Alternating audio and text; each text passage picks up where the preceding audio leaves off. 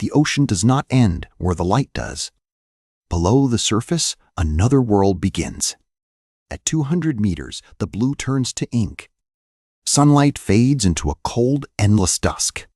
Most of Earth's living space lies beneath this line, and almost none of it has ever been seen. Tonight, we sink past every safe horizon. We follow gravity into a crushing, silent dark. Down where pressure bends steel and time slows. Down where the abyss begins to look back. You start your descent in warm, turquoise water. Fish flicker around you in shifting silver clouds. Sunlight stretches down like long, golden ribbons. The surface still feels close, alive, and forgiving. Then the water cools against your skin. Colors begin to leak out of the world. By 100 meters, red has vanished. Blood here would look black, not bright. The sea turns deep cobalt, then darker still. Your shadow on the sand is gone. At 200 meters, you cross an invisible border. Scientists call this the edge of the twilight zone. Above, the sunlit ocean teems with familiar life. Below, almost everything you meet will be strange. The water grows heavy, pressing against your chest. Every 10 meters adds another atmosphere of force. Light dims to a faint, ghostly blue. It is not night, but not day either. Long, transparent animals drift past in slow motion. Many have no color, because color no longer matters. A siphonophore unspools beside you like living thread. It can stretch longer than a blue whale. Lanternfish rise and fall in vast, quiet armies. Their bellies glow softly to hide their shadows. This trick is called counter-illumination, a living camouflage. Predators below see only matching empty light. You drift deeper, and the last blue dies. By 1,000 meters, the sun is gone forever. Welcome to the midnight zone, where night is permanent. No sunlight has ever reached this layer. The water is near freezing, dense, and still. Pressure here would crumple an unprotected human instantly. Yet life is everywhere, patient and quietly strange. Most of it makes its own light. Tiny sparks blink in the dark like slow fireflies. 90% of deep-sea animals are bioluminescent. A jellyfish pulses past, trailing ribbons of blue fire. Its glow is a warning, not a welcome. Some creatures flash to startle, others to lure. In this darkness, light is language and weapon. A dragonfish opens its jaw and reveals red light. It hunts with a color no prey can see. Around you, the water feels thicker, almost syrupy. Sound travels far, but voices have no use.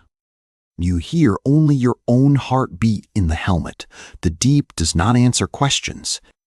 Then a shape glides by, longer than a bus. A giant squid, eyes the size of dinner plates. Those eyes evolved to catch the faintest possible glow. They search for sperm whales hunting in the dark. The squid vanishes before you can be sure. Down here, encounters are brief and often unfinished. At 1,500 meters, snowflakes begin to fall. They are not ice, but drifting dead matter. Scientists call this gentle rain marine, snow. It carries food from the sunlit world above. Every flake is a tiny meal for someone. Without it, the abyss would mostly starve. You watch it sift down, slow and unending. Some flakes have been fallen for weeks. A pale shrimp catches one between delicate claws. It eats sunlight that died long ago. By 2,000 meters, the bottom is still far. You are only halfway into the open dark. The pressure is now 200 times the surface. Your submersible's hull groans, then settles into silence. A blob of jelly drifts past your window. It is a creature no textbook has named. Scientists discover new deep-sea species on almost every dive. We know more about Mars than this place.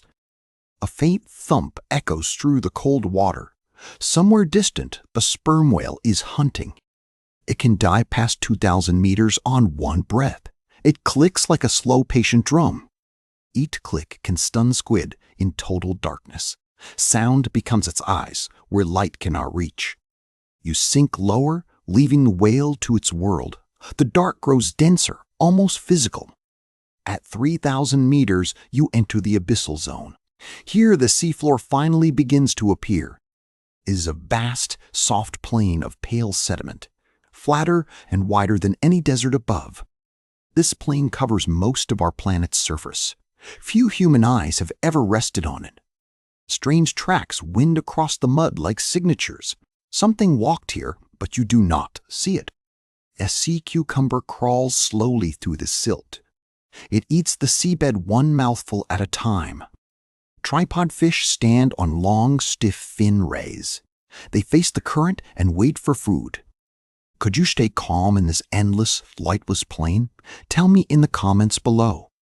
Imagine your sub's lights suddenly flickering off here. Only your breath would prove the world still exists. Now picture turning it back on slowly. The dark you saw was never truly empty. A pale octopus drifts above the seafloor mud. Its body looks like soft, translucent silk. Scientists nicknamed one species the Dumbo octopus. It flaps fins like small, gentle ears. Nearby, a rat-tailed fish noses through cold sediment. Its lateral line senses every faint vibration. These animals live in slow, patient, ancient time. Some deep-sea fish live for centuries. A Greenland shark could be older than your country. It grows about 1 centimeter per year. You pass over a field of small, glowing burrows.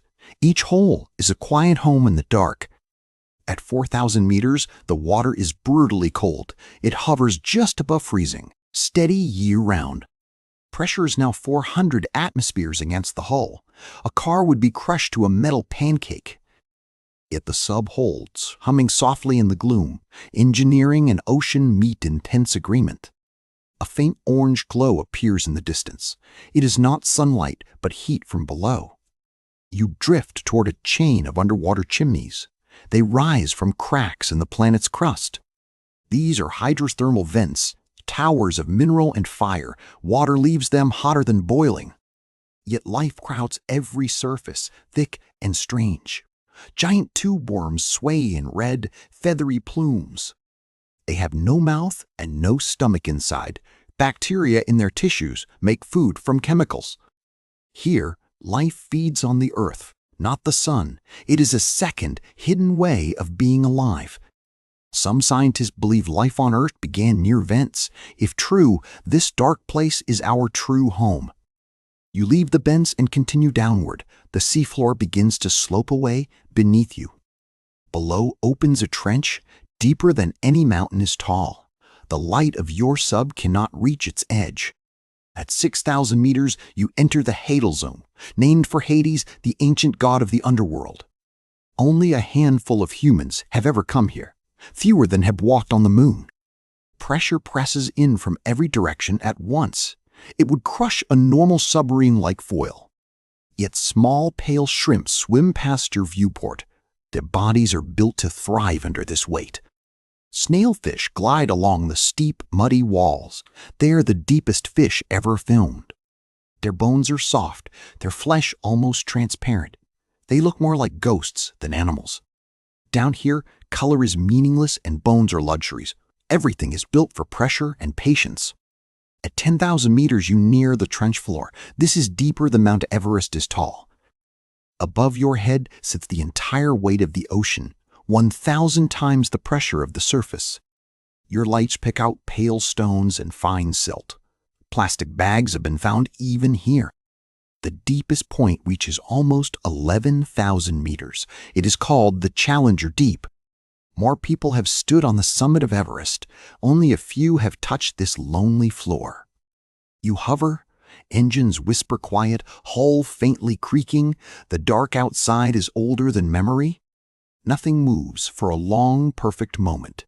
Then a small amphipod drifts into your beam. It is barely larger than a grain of rice, yet it lives where almost nothing else can. Scientists still don't know how it survives the pressure. Each dive raises more questions than answers. A faint current stirs the silt at your feet. Somewhere far above, a storm is moving. Even here, the surface world leaves its fingerprints. The deep is connected to everything we do. Plastic, heat, and noise all sink eventually. The abyss remembers what the surface forgets. You begin the long climb back toward the light. The trench walls slide upward into endless black. The seafloor falls away beneath your rising hull. You leave footprints no one will ever see. Marine snow drifts past your window once again. This time it falls with you, not against. The pressure eases, slowly, atmosphere by atmosphere. Your sub stops groaning and begins to breathe. A bioluminescent jellyfish flashes once in farewell. Its light fades into the rising dark. By 2,000 meters, faint shapes return to view. The midnight zone releases you gently. At 1,000 meters, you sense the first hint of blue. It is more memory than color. Lanternfish rise around you in a quiet column. They are heading up to feed on the night surface. This great migration happens every single evening. It is the largest movement of life on Earth. Billions of animals climb and sink with the dark. The ocean breathes in vertical, living tides. By 200 meters, the blue's unmistakable. Sunlight reaches down in thin, trembling beams. Colors return one by one like a slow sunrise. Reds and yellows wake from their long sleep. You break the surface into a sky full of stars. Wind touches your face for the first time in hours. Behind you, the ocean closes over its secrets again. Everything you saw is still down there, waiting. We have mapped more of the moon than this place. Most of the deep has never been seen. Every dive finds creatures unknown to science. Every trench holds questions no one has asked yet. The abyss is not empty and never was. It is the largest living space on our planet. And it is changing, quietly, because of us. Warming, acidifying, filling with our distant noise. If this descent moved you, tell me in the comments, which depth would you dare to visit yourself? Subscribe and ring the bell for more journeys below the light. There is so much more darkness to explore. The deep ocean did not need us to exist, but perhaps we need it to remember ourselves. Somewhere, right now, a light is blinking in the abyss, and no one is there to see it.